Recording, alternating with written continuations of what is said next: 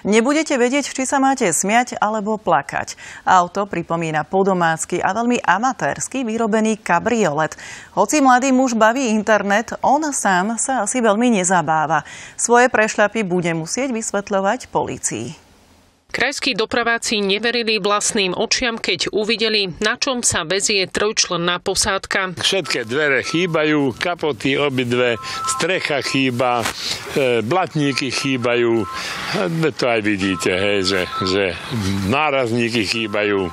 Hej. Čiže to bola odvaha ísť s týmto na cestu? Tak to 100%. Auto síce vyzerá ako nepojazdný vrak, no vodič na ňom dokonca prekročil rýchlosť. To bol dôvod, prečo ho policajti v Lúčenci zastavili. Vodič prekročil povolenú rýchlosť o 27 km za hodinu. Netypický vzhľad vozidla a prekročená rýchlosť ale neboli jediným problémom. Mladý muž totiž za volantom nemal čo robiť. 25-ročný muž z Filakova, ktorý vozidlo viedol, nie je držiteľom vodičského oprávnenia a vozidlo nemalo ani evidenčné čísla. S rozhovorom na kameru nesúhlasil. Mimo nej nám povedal iba toľko, že sa na ňom chceli odviezť na šrotovisko a tam ho nechať. Prešli približne 15 kilometrov. Na tomto prišli traja ľudia z Filakova.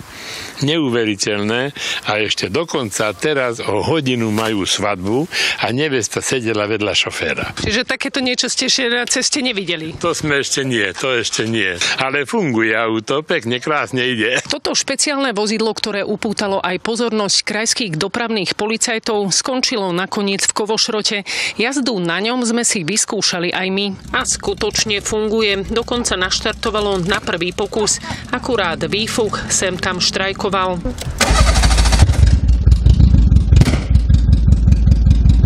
Na aute mladého muža sa už síce baví celý internet, no jeho čaká výsluh na polícii. Dopustil sa závažného priestupku v cestnej premávke, za ktorý bude